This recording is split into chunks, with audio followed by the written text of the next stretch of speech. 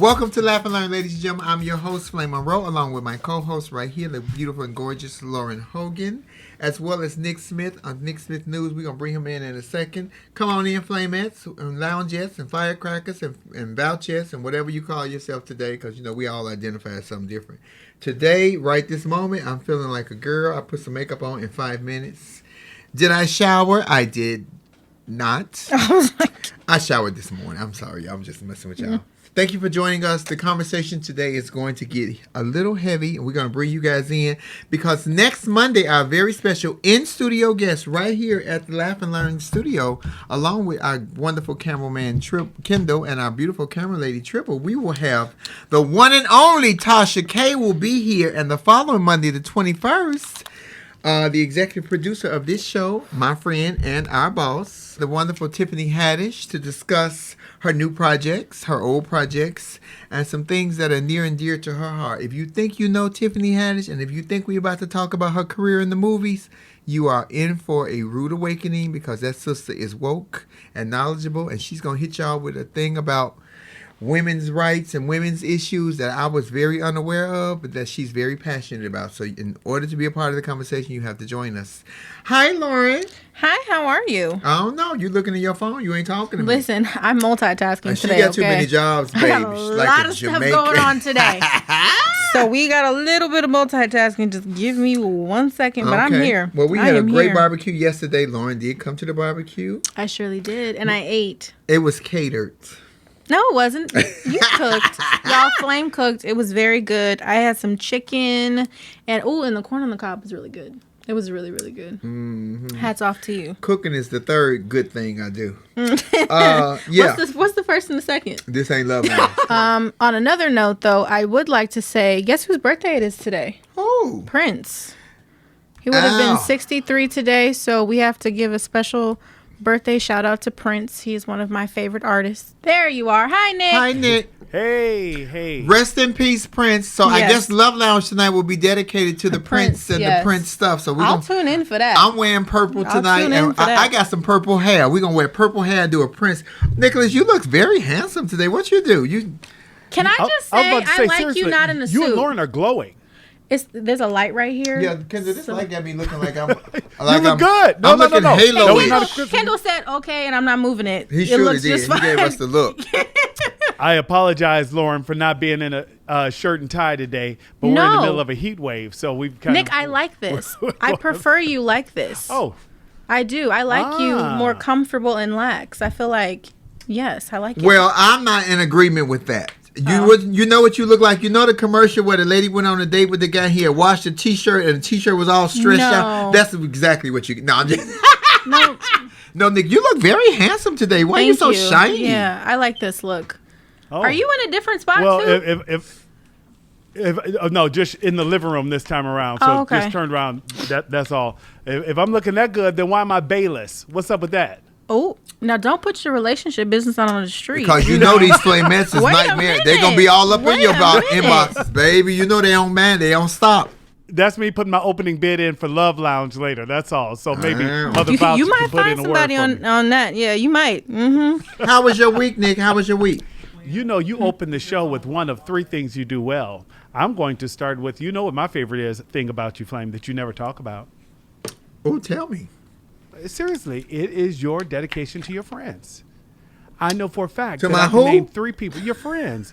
Shut up. Shut up. You know what? Move on. Lauren, never mind. Go right ahead. Because, you know, but I'm not dealing with that today. Funny. Look. Let me adjust myself. Ridiculous. Also, too, I want to give a shout out for some Black Girl Magic to Simone Biles. She won her 7th U.S. all-around title in the Olympics today. Did you see her on the Uneven Parallels? Oh my! If that wasn't a reenaction of the Nadia Comaneci, she put baby. That took Nadia Comaneci's Flame. You remember Dominique Comaneci? Nadia Comaneci. Yeah, that's very 70s. If you don't know nothing about that, watch the old commercial and say sports, the love and pain. And the man flew off. He was skiing and he flew off and did about 25 flips and crashed and broke arms, legs, and all that. Oh yeah, I used to love to see that. Oh my God, yeah. Yeah, so shout out to Simone Biles because she's making history. She's doing it despite, some of the critics trying to move the goal line for us and for her, I should say, and kind of just making it seem like they have to dull down what she's doing, but she's phenomenal and Black Girl Magic all the way around. So for sure. That was amazing. I shared that this morning on social media. It was amazing. I saw it. She was fantastic. Yeah. Shout out to her. Shout out to another athlete, another female athlete. What's her name? Osaka? Naomi Osaka, yes. And we're jumping into our first topic. Can I just say that I really like this dress? Thank you, I didn't see it until I'm looking at it now. It's very cute. Flame got dressed today. Oh my goodness. This is a first. So I got dressed because last week y'all got him. He of the he, she, we. Today Nick didn't get a little lax. And Lauren is lax today too. Somebody had to show up to work. Ooh. Oh, shame. I show up as, the millennial of the group. So I stay on brand with who I am for this show. Look at my mouth, Nickers. I love that, Lauren. When you sent the topics this week, mentioned Naomi Osaka at the top. It was just, I felt like the timing couldn't have been better. I'm not sure if life imitates art or art imitates life. But this past week I took a break from social media because I just got inundated with a lot of things I thought were just ridiculously negative. And I remember Flame saying early on, Flame was like, why do you let this stuff bother you? You don't know all these people who follow you. But I think that what bothers me about it, just to be clear to those who watch the show, is I do feel an obligation to those with whom we engage regularly. We ask them to join, to watch the show, be part of the conversation. So then when I get comments that I felt like were completely off brand about what it is we do, or why aren't you elevating, why aren't you doing this, that, and the other, it bothered me because I feel like it's not only about me. I think we really do try our best to put together a product that we can, one, be proud of, and two, that where we try to engage with people. So when it hit me that way, I said, you know what, Flame, I'm really struggling here. And Flame's like, Nick, take a break from that. And that's exactly what I did. I said, I'm just going to put this down for a while. And it just felt so much better. Mm-hmm. So then, on the heels of that, Lauren, for you to send Naomi Osaka, and for the round of criticism Naomi Osaka got in the beginning for just simply saying, you know what, this doesn't feel good to me. I'm not a professional speaker. I just want to come in and I want to play. I want to do my job. But the questions that come at me get in my head, and I don't handle it like everyone else does. And then for her to be roundly criticized for that, I just thought was another example of, once again, in my opinion, of a bias that still extends, one, around mental health, and then two, people of color saying that, hey, I need a little help here. Thank you, Venus Williams, for your clap back. Ooh. Thank you, Venus Williams, for your clap back, because while y'all judging me, more than half of y'all can't do what I do on the court. So I didn't say it exactly the way she said it, but she shaded the shit out of the media, and I appreciate Venus Williams just for that. Thank you, Venus. I did too. And I think that, Nick, in terms of the comments that we get on the show, I've learned to take them with a grain of salt too. Like, somebody called me Meghan McCain last week, and I cracked the hell up. I thought it was Mark's funny. title. That's Mark's title. Yeah, somebody called me Meghan McCain in the comments. So I think it's like, take it with a grain of salt. And I've honestly learned a lot of this too from Flame, is that, people have lots of things to say, but at the end of the day, you're still watching the show. So it is what it is. You know what I mean? But on the Naomi Osaka front, I also think that I want to applaud her for understanding that she needed to keep sane in order to do her job. Because I think in a lot of ways, Black women specifically, we get criticized in these, large arenas for how we act, or, for our attitude and these different things. We've seen it time and time again with Serena when she's, at the U.S. French Open. She's gotten criticized for yelling at the umpire because she has to defend and saying, that she's not being coached in the middle of her match. Or when she has an outburst at a press conference, it's, she's unprofessional, she's uncouth. All of these negative derogatory terms that the media puts out towards her.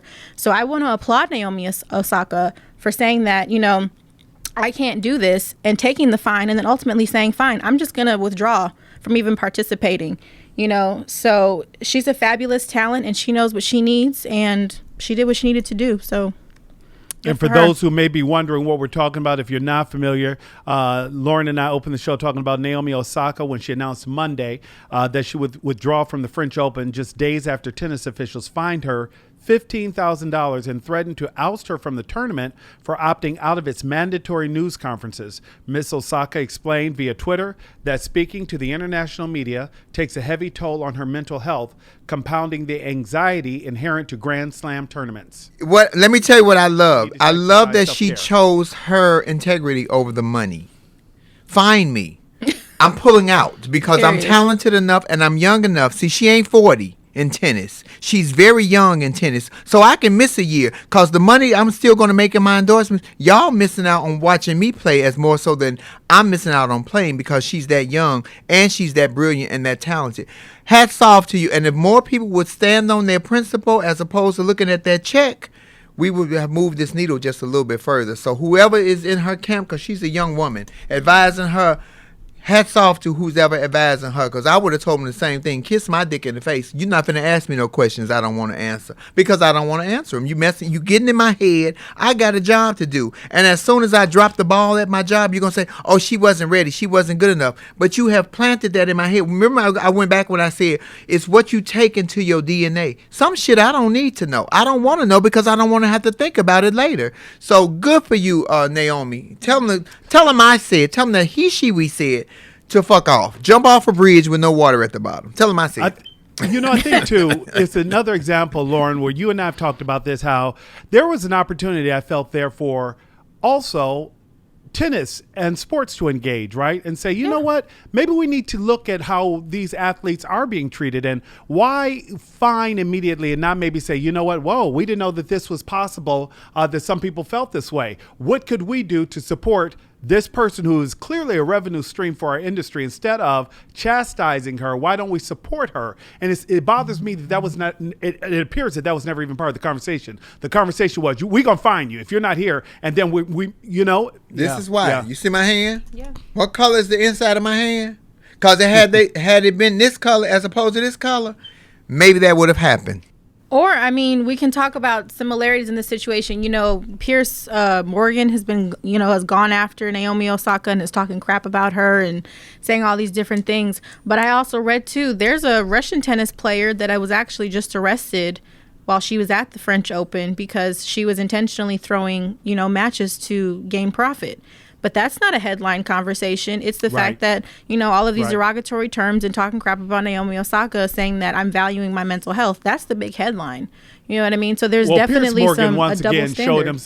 Piers Morgan once again showed himself to be one of the most unpleasant people, period. He enjoys beating up on women. We've seen this time and time again. No, right? I agree with you on that, Nicholas. But let me call it out for y'all, since I don't want y'all to say it because you in the media and you're a professional. I'm not.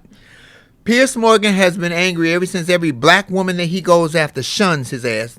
Sisters don't want you, player. Find you a white woman or whatever you want that wants you, because the sisters keep showing you that they don't want you, i.e., Meghan Markle, the Sparkle, with the real black girl magic. I'm talking about with the real black girl magic. Just had another baby for the ex-prince.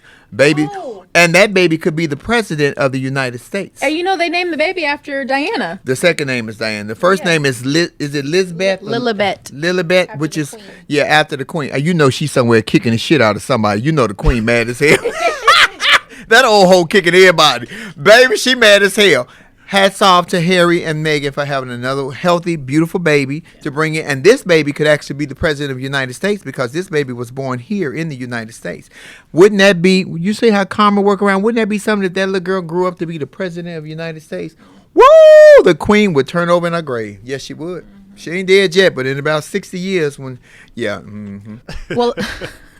Well, I think, too, keeping in the lane of sports, we can kind of segue into the next, I don't know if it's the next topic on the list, Nick, but that's what's at the forefront of my mind, is that we also want to talk about the NBA and what happened, has been happening during the playoffs with Russell Westbrook, Trae Young, and Kyrie Irving, too. So at one of the Brooklyn Nets games during the playoff, Kyrie Irving had a water bottle thrown at him by a Celtics fan.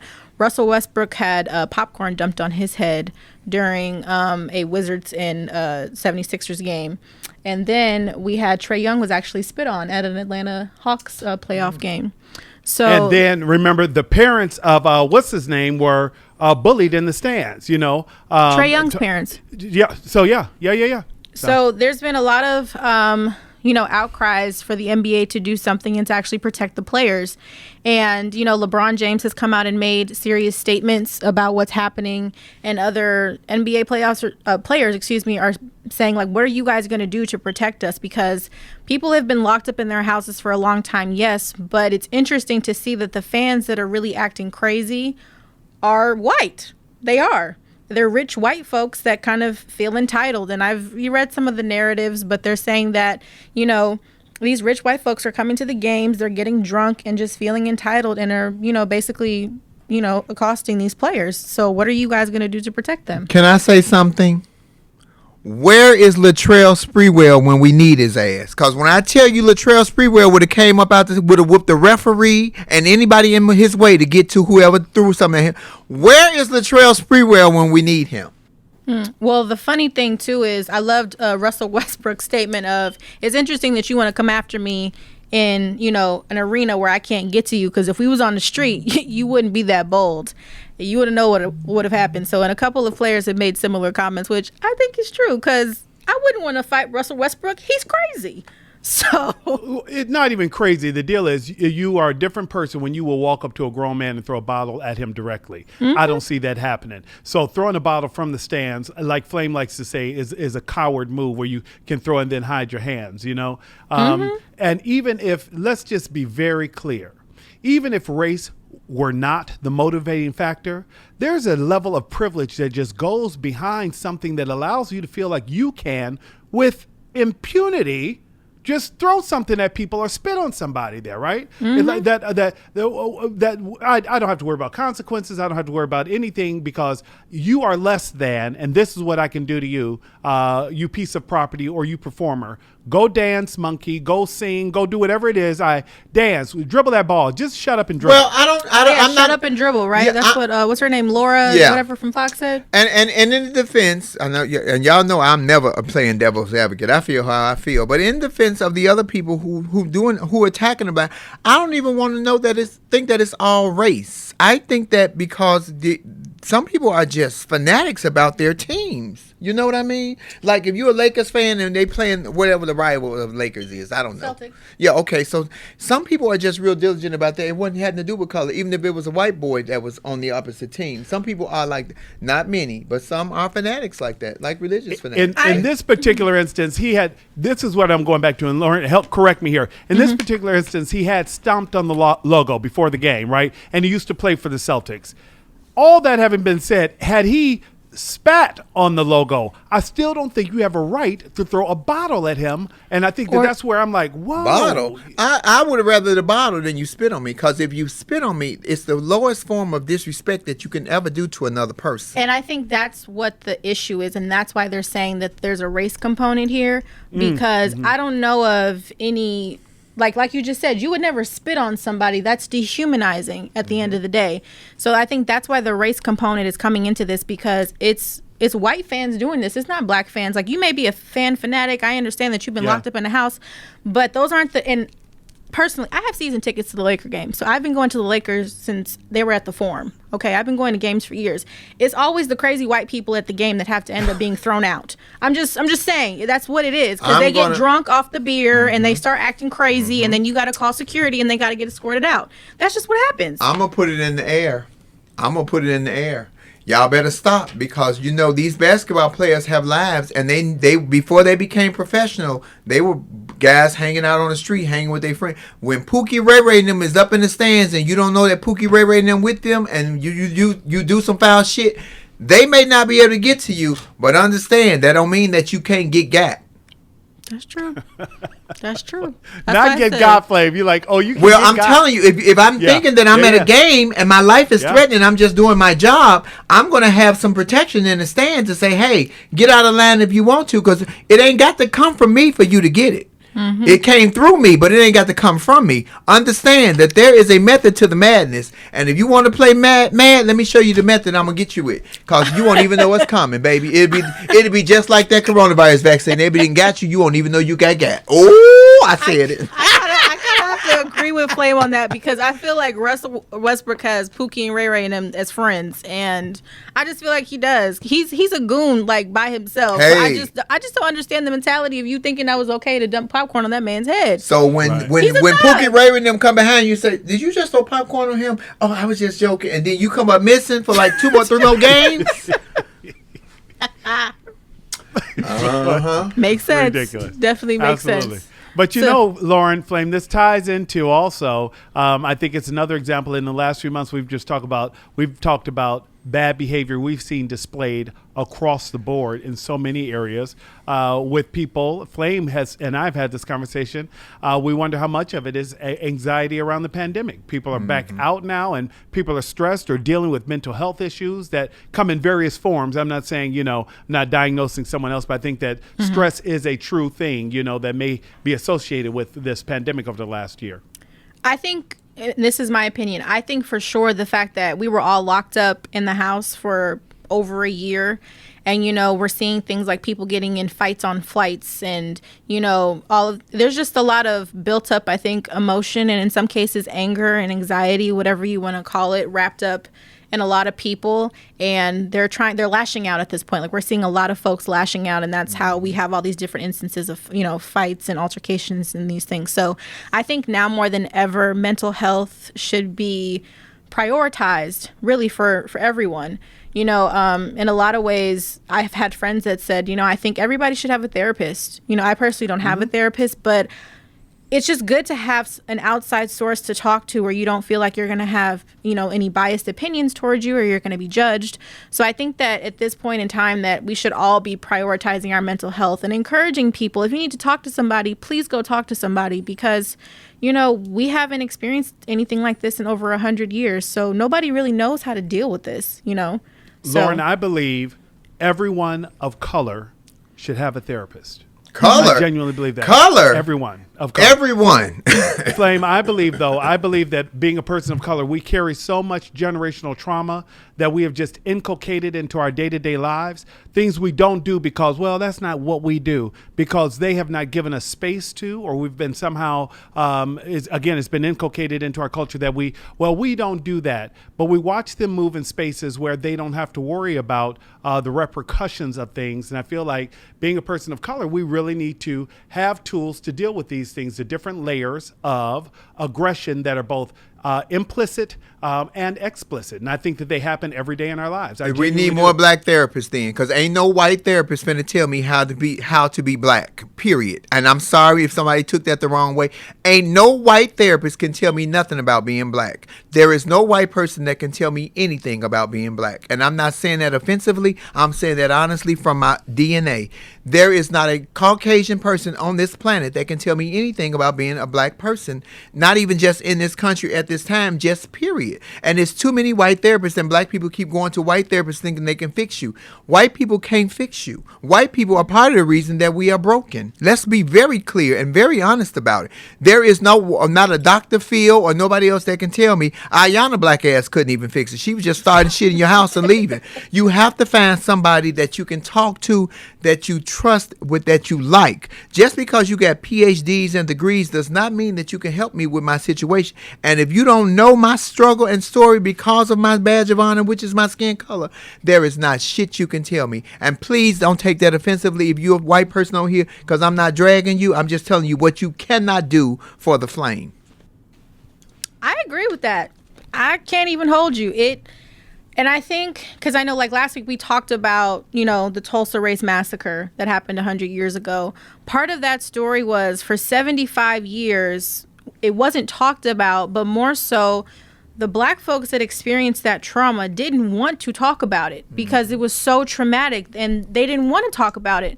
So in that space, I definitely do agree with Flame, and I watch reality TV shows and everything else, but mental health has been coming up more and more. And on one show I was watching, there was a black male. He was saying, I'm a little depressed, the pandemic, I've got some anxiety, but the only person that I want to talk to that I feel like is going to understand me is another black male. Like, I want a black male therapist because I feel like he's going to understand my experience and not belittle my trauma. Mm-hmm. So in that space, I agree with Flame. I think we definitely need more black and people of color, mental health professionals, and doctors, I'm going to even say else. this, Lauren, even using the race massacre as an example, I think that's part of the problem. So you had older blacks who didn't want to talk about it because that was traumatic and painful for them. We can agree. Want to talk about it. So they didn't share it with us. We talked about it amongst ourselves, how there were people within our group who knew nothing about it, right? So that information, that pain, that legacy is lost by not talking about it. So then we are prone to either allow mistakes from the past to repeat themselves because we don't have the information and the knowledge to stop it, because I feel as though the benefit the oppressor has had is making us uncomfortable speaking and talking about our own truth, right? So what happens is they sit there and like, well, if they ain't gonna talk about it, we ain't gotta talk about it, because they'll just forget about it and move on. I can tell you right now to this day, and I don't know if I should be ashamed or what, but I love Sound of Music. I'm sorry, Gone with the Wind, Flame. I love the other one that Flame and I like with Betty Davis. But they make slavery seem so trivial. I won't even say trivial. It's part of the story, and it's an integral part of the story, right? But what it isn't the horror story Flame talks about. Nobody putting bags over the son's head and making them have sex. Like, I didn't see that part in Gone with the Wind. It's just, so, and I didn't see that part in, I can't think of the name of it now, Flame, with Betty Davis that we both love. But it's just, but it's a thing where they made sure the history was told, but it was told in a way that wasn't true to our history and the way we know it. So No. It was told from their view. It was told from their eyesight. It wasn't because you're talking about the movie Jezebel with Betty Davis. Jezebel, thank you, Flame. Thank you. But it was told from their point of view. So it made slaves like we love being slaves. We were happy. We were joy. We love to be complicit and compliant. That is not the truth. They didn't show the beatings and the lashings. So I know what you're saying, Nicholas, but I don't agree with that.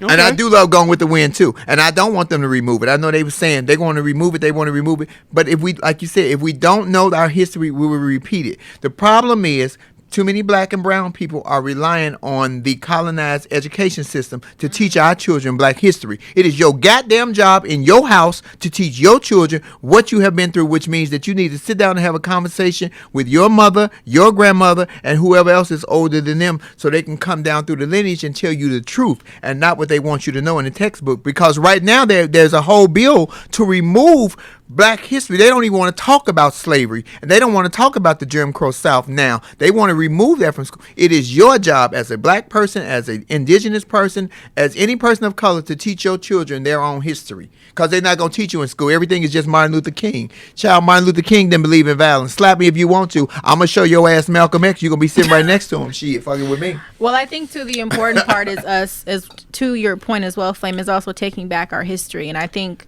one of the most recent examples that I can think of in terms of movie cinema is we all remember, when hopefully a lot of us remember when Birth of a Nation originally came out, and what the premise of that movie was about, to showcase that, black men were raping white women and black men were so problematic and black people need to be in chains.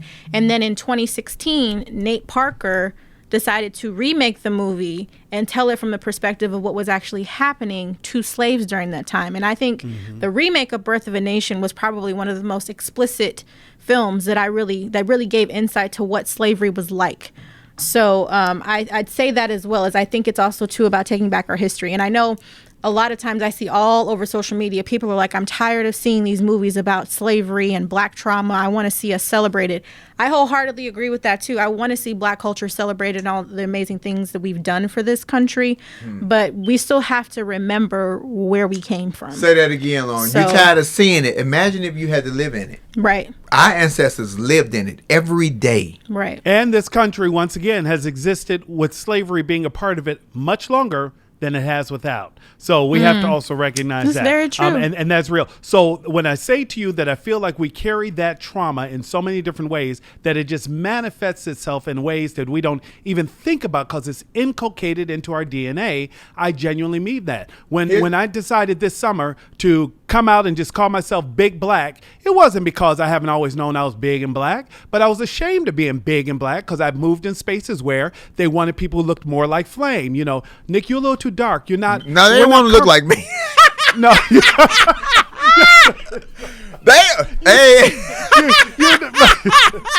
Anyway, you get what I'm talking about. Go, Lauren, go. Well, no, I mean, we can actually, let's bring in some Flamettes and see what they got to say. We've talked about a couple of things so far. Flame, what are you doing? Are you doing Pilates? Are you doing yoga? What are you doing? She stopped eating bacon. No, that's not true. I ate 5 pieces this morning. You said you stopped eating that. No, I said I cut back. I ain't stopped eating shit. Diet. What color? Oh my gosh. Anyway, what have you been doing different? Here's the question I want to ask upon my listeners, and I want y'all to answer me this. And I want this from black folks, please. And I'm not being racist, but this is what I want. What is the black agenda? Please answer that question for me. And don't come on here just talking about reparations and money. Of course we need that. What is the black agenda? Hi, Dawn. How are you? Hello, Dawn. Welcome Hey, back. y'all. We missed you last week. Hey, how y'all doing? Girl, you changed your hair since coffee time this morning. Look, I, I changed mine too. Oh. I took the fun out. My head was hurting and thought I let my braids hang down. That's all. Don, you've been listening to the conversation. Before you answer my question, what is the black agenda? Tell me what you think about our conversation we've been having thus far, please. About Oh, athletes and everything else. I've been agreeing with everything. I've been agreeing with you said, Lauren. Flame, Nick, I agreed everything, but the athletes, these people are just losing their minds. Hey, Jan, they losing their minds. Hey. And why they sitting up there throwing stuff at people? But the little young lady, the Naomi, Naomi Osaka. she has every right to protect her mental health. Mm-hmm. Which somebody would have taught us 25 and 30 years ago to protect our mental health. So she's young and doing it. She's making money, and if they don't like it, Mother had them, mother love them. You know the rest. yeah. Motherfucker. Oh, Yeah. TT Jan with your nasty. TT Jen, know, please speak up on the issue because you've been in the comments kind of heavy. That's why I had to bring you in because I know you got some thoughts about these NBA players. So go ahead and share. First, Kyrie started that stuff in Boston, and he knows what that logo means to those people in Boston. You can't reinvent the wheel. Yeah. He knew what he was doing. They don't Fanatics. even have happy hour in Boston because of the way they act with liquor. But anyway, if black NBA players would start marrying their own, they wouldn't have been running into this. If they thought them white people was Ooh, gonna pay you that cut kind of deep, money, Jan. they You would cut sit deep. there and watch them play, and they sitting there wishing that they could do it like them. Then you gonna turn around and marry our women? That's right. Oh yeah. All that's hidden aggression. White Say folks it again, wait T. until the plane take off and then start acting ass. They never do it on taxiing. They wait till the plane in the air. So I believe that you better love, honor, and respect your black woman. And it'll be a brand new place. Well, the show is over. Ladies and gentlemen, we have had a wonderful laugh and learn today because TT Jan just shut it down, baby. While y'all talking about in Birth of a Nation, while they saying that black men raping white women, there's no need for you to rape a white woman. All you need to do is say that you're a professional athlete. There's no need. They gonna throw the panties at you. Right. Child. And see, Is that the title of the show? The title of this show is "What is the Black Agenda?" But I tell you what, we could say, if you want some white cat, all you got to do is say you're a professional athlete. You can say you're a hockey player, and there ain't even that many of us in hockey shit. And in as much as I agree with both of you ladies, we cannot fault the black women. We have to fault the black man. It's the black man who keep thinking that marrying Becky with the good hair is going to raise your standard. And love is love. I'm not knocking love. If you're in love with that person, I get it. But don't marry for thinking that that's going to be your trophy wife or your stature, because there's beautiful black women to be your trophy wife and smart. Flame. But this goes back to generational trauma. Help me here, Dawn. We got fupas. We too dark and we got fupas. They don't want that. Well, White women have fupas TT too, Jan, What's a I ain't got fupa? Yeah, but they got the money to go get theirs taken care of. I ain't got That no food That for upper this the way pussy I was area. made. Oh. I don't have fupa. I got dupa. I ain't got that either. Well, I got a fupa and I'm too dark and they don't want no woman to sit up there. I ain't with them and toil gonna with them. never self-eliminate. If we in the starting gates, I'm running my best race. I don't know who's standing next to me in the room. Ever.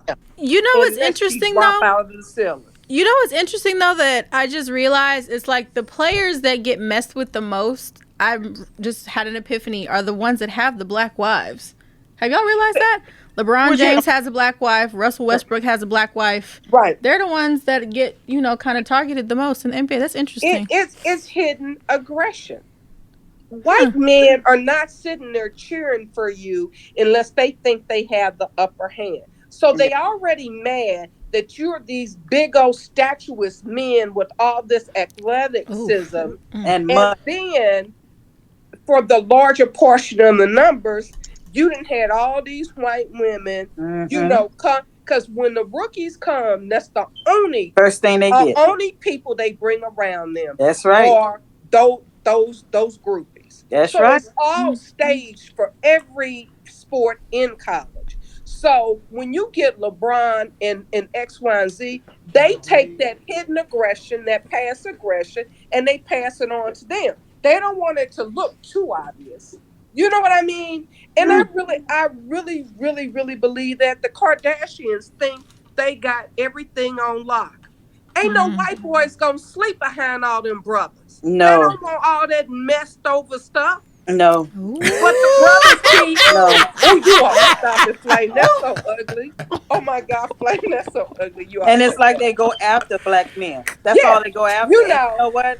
And the black men show their asses to them every Well, time. well, in defense of the black men, Nick, I'm going to let you come right in. In defense of the black men, when it comes to the white women, a lot of black men, young black men, watch porn, and they watch a lot of black men destroying white girls in porn. It is a fantasy in their head. It starts in their teen years, and it's looking, Nick, it's the truth. So it really is the truth that you watch a lot of porn. And they watch these big black bucks destroying these little white girls, and that is a fantasy. So they And you want know to live what, out that Flame? fantasy. That fantasy sometimes get them 20 to 25 years in the penitentiary too, fucking with them white gals. Yeah, it does. It does. But I'm telling you, it starts young because I've caught my son watching porn, and he watches He the didn't go black guys. to the black site. He watches a lot of the black guys sleeping with the white girls. Well, tell him to go into Google But and you type know in what? black porn. Black If people you porn. have self-hatred, that's what you desire. If you have self-hatred, I mean, I've sat up amongst women in the parent groups when we're watching our sons play. First rite of passage is, oh, you know, these white people crazy about him. What the hell did you just say to me? Mm-hmm. Like it's a rite of passage. Oh, you know, this white family. Oh, this white. And all it is a cycle building in his mind. Exactly.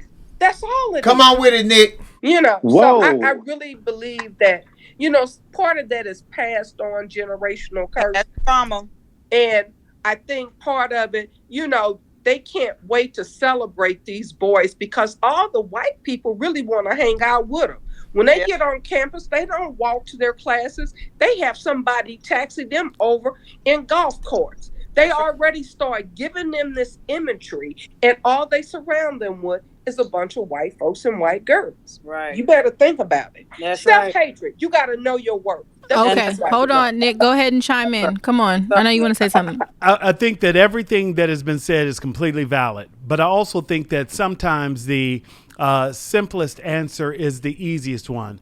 I think that young boys in particular, having been one, you covet what you see. So if all you see is hustler, if all you see is playboy, if all you see is, you know, the guys who are stars right now and they're with a particular actress who may or may not be black. And we've got to remember, too, that there aren't many black actresses in as many because they don't get booked as often as some of the other actresses because so they're going to the sites and the productions that they enjoy. So that's what they're seeing. And I don't think it's so much conscious decision to only prefer a particular type of woman. I think that also, and this is just me, and I don't want to go into an area that's too blue in case there are those who, this isn't Love Lounge, like Flame would say, but I also think that men, ladies, don't make that association like, for guys, I think it's really physical more than emotional. And I don't know how to say that. I don't want to sound crass, but I think that... That's not it, Nick. I'm sorry, brother. Okay. You know, I love the vagina. So I'm going to speak on this because I fucking love the vagina,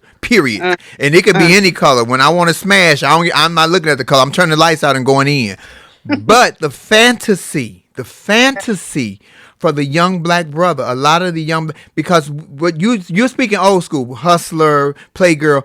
All that shit is online now. Pornhub and Twitter, you can see anything you want to. You can see them fucking goats and everything else if you want to, because that is well, it's the truth. It has become readily available at the tip of your fingers. So it's a lot of it is fantasy. A lot of it is fake. But when you get a chance to live it out in real life, that makes it different. And it's not about them not being loving with their sisters, because black women promote black men to marry a black woman.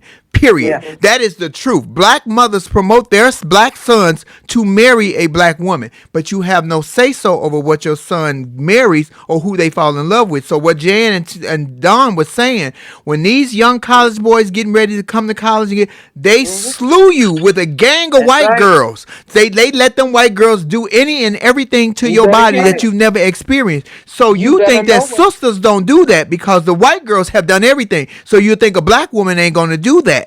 Right. So that is why they get in their head and ingrained in their DNA that I have to marry somebody like this because she's going to keep me satisfied. So it is not that, Nicholas, at all. I promise you it's not. Now, you know I hadn't been across the spectrum. I had Asian, white, black, indigenous, homeless, crazy. By the way, the craziest bitches got the best. I'm thinking about just getting me a cot and sitting outside the mental health facility because them girls right there got the good. I'm telling you right now, I'm just trying to get me some Meghan Markle the sparkle, baby, because Cardi B, her man kept cheating on her. But I'm telling you, it is ingrained in their head because they're young, and it's fucked up. And I'm telling you, it's fucked up. But black women who have black sons really push for their black sons to marry a black woman. Where it gets smoky in the water is especially when they're professional athletes or they're going to be professional athletes. When they get to them colleges, them coaches and all them people get in their head and slew them with a ton of Beckys with the good hair. I think I have lived, and all they do is take them and use them and make them babies, and then that's a cash cow for the rest of their natural lives. Well, I think an example to what you're talking about, I can't think of the name of the movie, but Tiger Woods. No, I'm talking about the movie. It's a Spike Lee movie, but it's with Ray Allen and Denzel Washington. Yeah, He Got Game. He's Got Game. Thank you. That's a perfect example of it. Thank you. I couldn't think of the name. Exactly. You know, and it's just a fact. And then the little white girls have the car. It's like you're feeling stardom. Even if you're not going to play professionally, it boosts your ego. Yeah. Yeah. They don't make the playing field very leveled when you get there. Mm-hmm. Because they're promoting her. Yeah. Exactly. You know what I mean? I have lived that. And you know what, to add to what you're saying, TT Jan, and because the HBCUs don't have the money like the big white schools does, they go to the white schools because that's where the money is. But they changing that, baby. You better look at them black. TSU just got $500 million, baby. You better be careful because them HBCUs are coming for blood. We are promoting them, and it all turned. Start going to these schools and getting these kids. They need to go get Dion. Well, that's a whole nother issue too that you guys are talking about in terms of HBCUs and sports. Is that TT Jan is absolutely right. We have, or I think Dawn, I think you just said that, is that we have a lot of these like athletes that are coming out of high school that are possibly like NBA players or NFL players, and they're going to these PWIs, which stands for predominantly white institutions. For those that you don't know, they're going to these PWIs because that's how they know that they can get their contracts. If you historically, if you went to a Howard University for a basketball scholarship, you may not get drafted as a first round draft pick for the NBA. But if you can go play for Coach K at Duke, thank you. There you go, or UNC, absolutely. Exactly. So the economics play a huge part. If you don't get picked for the NBA at a HBCU, you got your degree. You had professors that cared about you to get your lesson. Yeah, but that ain't what they looking to get. Dawn, that ain't what they looking for. I know what they're not looking to get, but you know what I would tell children: if you don't get a degree, if you get a degree in bullshit, just as long as you got one. I hear part of what Dawn is saying though, because even dudes that I've talked with that have been athletes, it was like, oh, I'm just gonna go for a year and get out and try and go be in a big league or anything, and I'm like, no, get your degree at the end of the day, because if you get hurt, what's your fallback plan? You don't have it. You don't have a degree. You don't have anything else to do. So I hear what you're saying on that front, Dawn. I agree with that. You still need your education, but nobody get it in bullshit. Nobody is going to take a chance of being hurt playing college ball and be knocked out from getting a contract or going on. So yeah, they do go for an education, but they already know they're a short-termer. Trust me. I've been around too long to know that to be factual. They don't even plan on getting degrees. Mm-hmm. Some do go back later, but when you're talking about money, to set your family free, especially your mama, to buy your daddy a car, that's a good ass feeling. I wish I could move mountains. Have they started paying those kids in college yet? Have they made a decision to start paying? Right. You know, and I'm not mad at them about that at all. I'm not mad about that at all. At all. Okay, so here's the question I want to propose to both of you all. What is the Black agenda? Okay, hold up. Dawn, you go first. Go ahead, go first. Well, like I said earlier, it's so much that we need. Hell, where do we begin? I don't know where to begin. That's a wide question. But where do we begin? I don't know. We need so much. We need laws in place for us. You know, it seems as though I've said this earlier. Everybody else can get things targeted for their race, for their community, except us. You know, we need protection. We need fair housing. We need what is it called? We just need everything. You know, but we need to have the right representation to speak for us. You know what? I'm going to differ just a little bit. I don't think there's an agenda. And I don't want to be landlocked with saying X, Y, and Z. You know what I mean? Mm-hmm. I don't want to chisel it down on paper. This is the Black agenda. Because it's like you said, Dawn, we need everything. So I can't walk up and say, hey, give me that and give me this. Because in the next 5 years, it could change for something else for the kids behind us. Yeah. You know what I mean? So I don't see a agenda being a blueprint or a tempest for the future. How about just giving us fair opportunity? How about you knowing I'm not wishing that I'm you. I'm okay with being me. Right. See, you got a problem with me. I don't have a problem with you. Mm-hmm. I never woke up saying I wish I was blonde with blue hair. Mm-hmm. I like being Black. It's not convenient, but I like this. Exactly. Nick, what do you think? I think, for me, I do think that there is nothing wrong with an action plan, and one that begins with an honest conversation about acknowledging our history. Lauren, I genuinely believe we can't get anything done until we really have a conversation about who we are as a country, the pain we have inflicted on a people, the way I believe race and bigotry and racism is inculcated in everything that is, quote, end quote, American. And that is around housing. That is around healthcare. That is around education. So I think until we have a conversation about who we are as a country, how this country was built on the backs of Black people who were enslaved, I really think everything else is perfunctory. Yeah. So this is my thought, and I'm going in a little different lane. Okay. I think the Black agenda should be us as a Black community getting on one accord first and foremost. That's what I think. Because I think within our community, we still have a lot of underlying stigma that has not been addressed. There's still an issue of Black folks not accepting, the LGBTQ community and their stigma around that.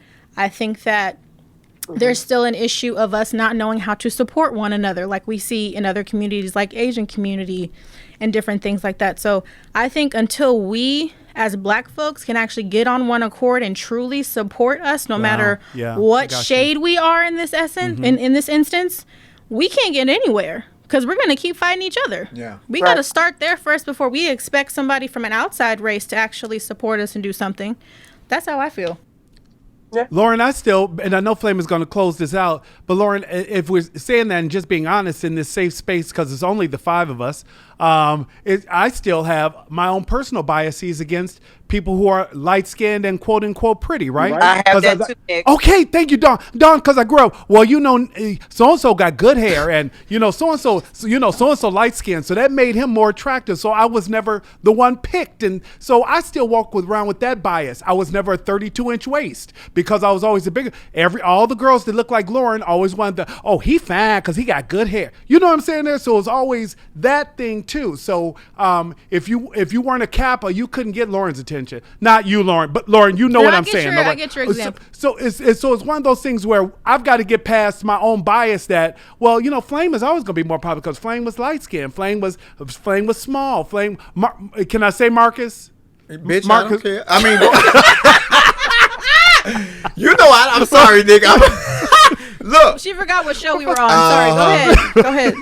But old pictures of Flame, you sit there, you're like, damn, 30-inch waist, good hair, light 26, but don't do that. So you Period. get the idea, though. But let's talk about the different hues. Look at my arm right now. My top of my arm is light, and my titty. And look at the bottom of my arm. It look like I got gloves on. We come in so many beautiful shades and so many gorgeous hues. It's not them. Something like y'all saying. It's not always them. It is some of us. And I don't know the darker struggle because I've never been dark. Even though I think there are beautiful dark people in the world, and I talk about it on Love Lounge all the time. I think Tika Sumpter from Have and Have Nots is one of the most beautiful black women on the planet right now. And she is dark skinned, but she is a beautiful woman.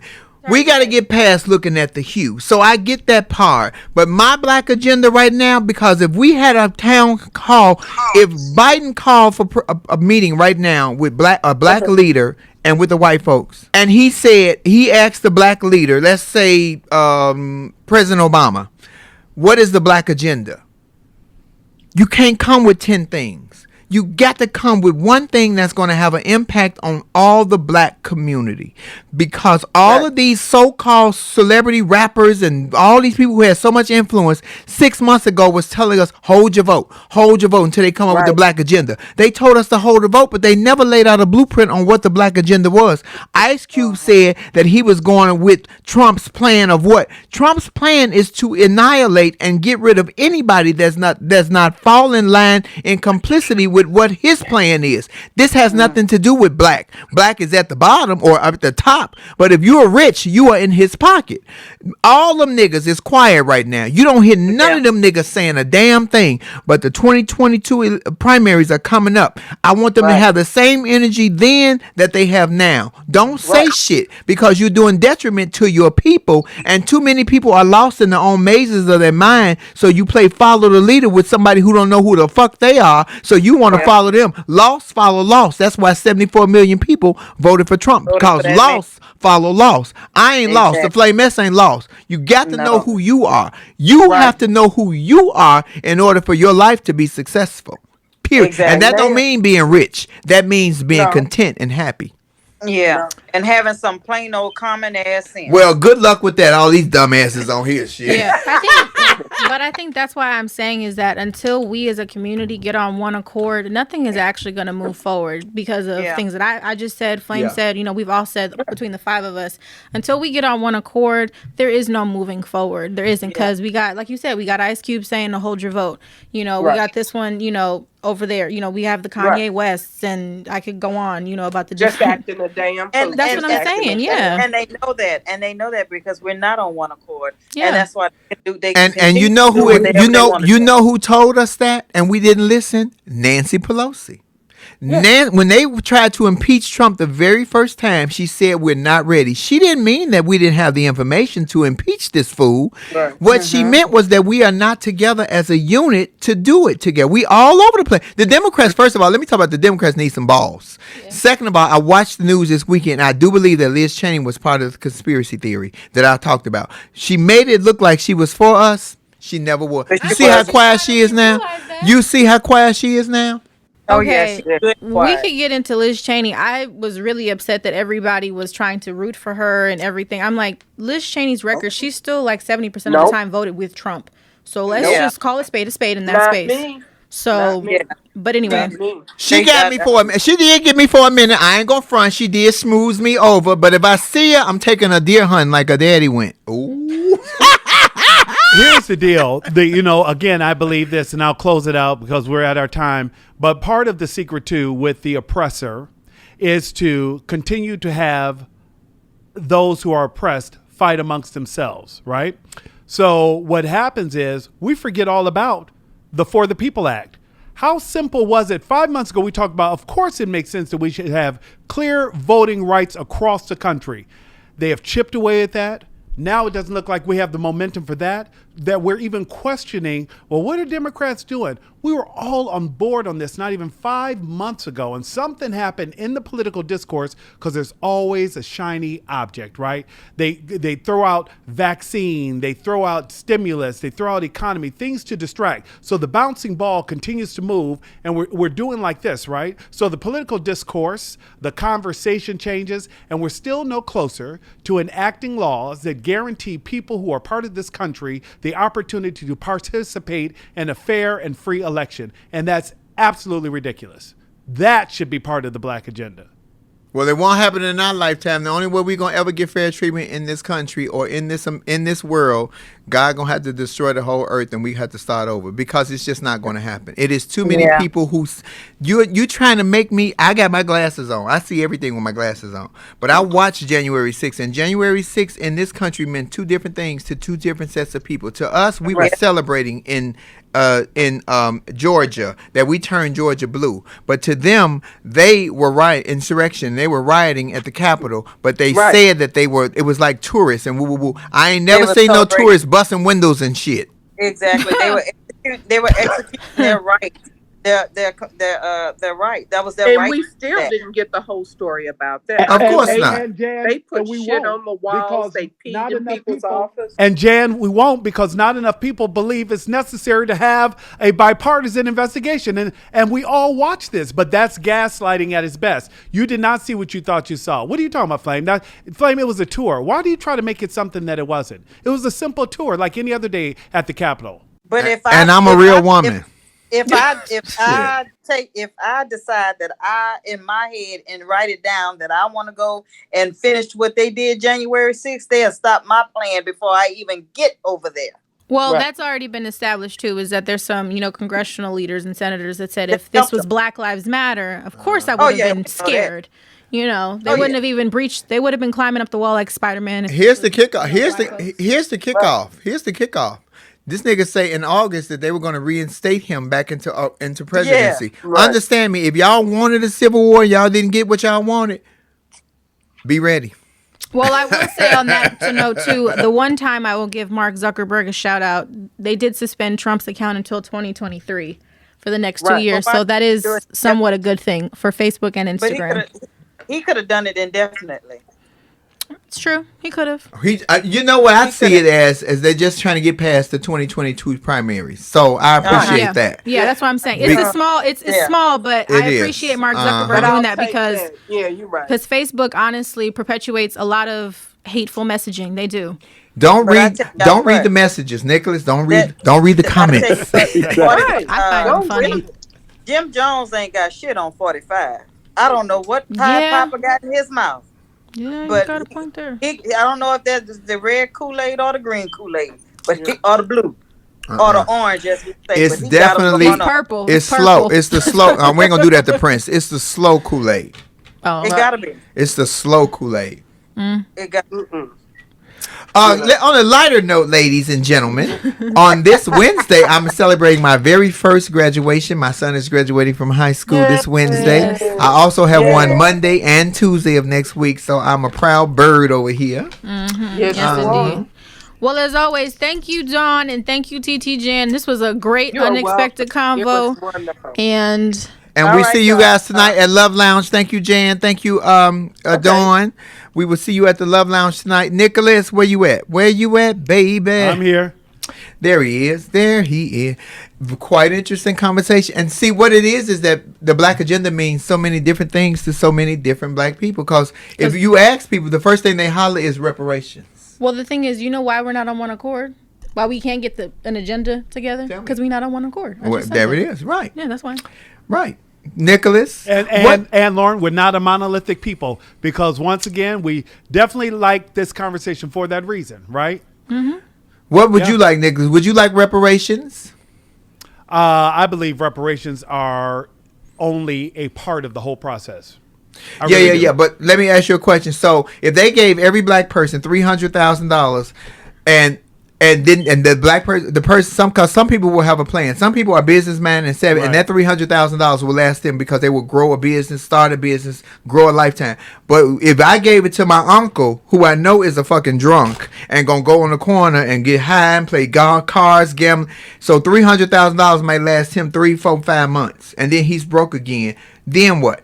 You see what I'm saying? If you ain't got no blueprint, if you don't have a plan, a master plan, you don't deserve the money somebody needs to eyeball to make sure that you are following the guidelines that you set up for yourself.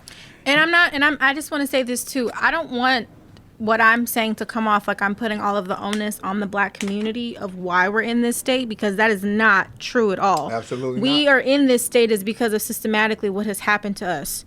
That is definitely a fact of, colorism, of us being basically crabs in a barrel amongst each other. So it was definitely outside forces working. But to Flame's point is that outside forces continue to work. Continuing, absolutely. Ooh, you're not going to talk about Tim Scott on my live.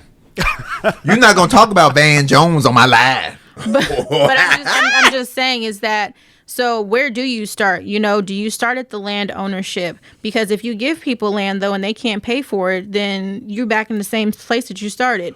So it's like, where do you start? Or they don't have the training to cultivate. I got a whole garden in the back and the dead tomatoes because I don't know how to plant. I don't know how to do that. Training. I need training. You have to teach me these things so that I will know. So where do you start? Because if you don't know how to file your taxes correctly and you get a lien put on your house, and there's just so many different things that could possibly happen because we just don't have the education. We don't have the generational wealth. Things aren't getting passed down. Things set up to make you fail. Yeah. And then when you do get it, let's say you get the property, then we're back in a situation where maybe through, just simply through a different act or a different proclamation, we take that land because we're going to do, eminent domain. And, we're building a highway. Guess what, Nick? That place that you had over there at 47th and Cottage Grove, we're just going to go through that because we're building a new freeway, Or I think ultimately what has happened and what we've seen has happened, they'll just kill us. The ones that knew how to do what we're talking about, they were just murdered. That's what happened. Or drag somehow, image sullied, whatever the thing is. Absolutely. I completely agree. First of all, Nicholas, 47th Cottage Grove is in Chicago. And if y'all don't know, I did some of my best work on 47th Cottage Grove in my teen years. Ladies and gentlemen, thank you guys for joining us for Laugh and Learn today. Remember that next Monday, our very special in-studio guest will be the fabulous Tasha K. And the week after that will be our executive producer, our friend and our boss, which is the one and only Tiffany Haddish, will be here talking about her new FloJo movie that's coming out, and among some other things. There's a topic that she wants to talk about that is very near and dear to her heart about the abortion rights in the South. And when I tell y'all Tiffany gonna hit y'all with a hammer, get ready. Did you see that video? Woo! Get ready. Did you see that video? On the 2 weeks from now, y'all think y'all know Tiffany Haddish, but you don't. But I promise you, you don't. But it's going to be a great conversation. But next week, me and Tasha K gonna cut up because she was nice to me on her show. Oh, bitch, I'm about to pull it all out. I want to know all the dirt. I'm gonna be Switzerland. And Flame, before we go, can you talk to us once again about Foolish Fridays? Foolish Fridays with Karen Hunter has been going so successful. Thank you guys for joining us on Sirius Radio Channel 26 every Friday at 3 p.m. Pacific no. What time will we come on? 12? EST. EST. 3 o'clock East Coast time, noon here PST, Pacific Standard Time, and it has been going great. Thank you guys for chiming in with the questions. It's taking off like a rocket. So I do that with Karen Hunter on Sirius Radio every Friday on channel 126. And you have an interview too this Friday. And I have an interview this Friday with Sirius Radio. Oh, happy Pride Month. It is Pride Month, but Pride starts with you. Will you Pride in January, February, March, and April, and May? And will you be Pride in July, August, September, October, November, December? Because Pride starts with you. I'm not just proud in June. I'm proud all the time. Are you? You saw that clickbait I posted on Flame's page about her interview? I did that. Oh, yeah, Lauren did that. You see all the backlash I'm getting. Because pride starts with you. And baby, they are not going. This is for the black community or any community that wants to be relevant and heard and seen. They're not going to see us until we see ourselves. Black folks, we got to see us. Gay people, we got to see ourselves. You have to see you first before you decide for somebody else to come in and accept you. Acceptance starts right in that person who you're looking at in the mirror. Some of y'all so lost when you look in the mirror, the reflections just turn around looking like bitch, you don't know who you are. Why the fuck should I know? I'm just saying it. Okay, ladies and gentlemen, here at Laugh and Learn. Here at Laugh and Learn, we are not trying to get you to do what? We are not trying to get you to change your mind. We are simply trying to get you to use your mind because why? Some of you hoes ain't got one. Some of y'all just real dumb, real talk, ain't got no common sense. And I just see what I see. Let me get in my Keisha voice. No, we appreciate critical thinking here. This is a zone, a judgment-free zone. Come with it correct, because the Flame Mess are some of the smartest listeners on the social media. And if you come dumb, we hand you your ass, starting with the bitch with the blue glasses. Hello. And on that note, Nick, where can everybody find you? You can find me on all social media platforms at Nick Smith News. And you can find me on Instagram at Lauren Armani H, as well as on YouTube. I am Lauren Hogan and Flame. You can find me on the host troll, but not in this dress. No. No, you can catch me on Instagram, which is right here, Monroe Flame. Tonight we will be doing Love Lounge between 6:30 and 7 live. Come and join us for the conversation and the music. We propose it, Lauren. And where else can you find me on? Oh, on Facebook, Marcus Flame Monroe Parker, and on what else I got? YouTube. Yeah, on YouTube under Flame Monroe. Because we don't promote Twitter. Yeah, my Twitter is full porn. It's full on porn. I promise. It's, so on that note, it's a reason that the young black boys are being corrupted on my Twitter page. Because good God. I love you guys, and we will see you next week. Bye, Flame Mess. Next week, Tasha K. Week after that, Tiffany Haddish. It only gets better. Thank you, Kendall. Thank you, Tribble. Thank you, Flame Mess. Peace. Laugh and Learn is a production of the Black Effect Network and iHeartRadio. Our executive producer is Tiffany Haddish. The show is produced by Tribble. Our theme music is by Chrissy Payne.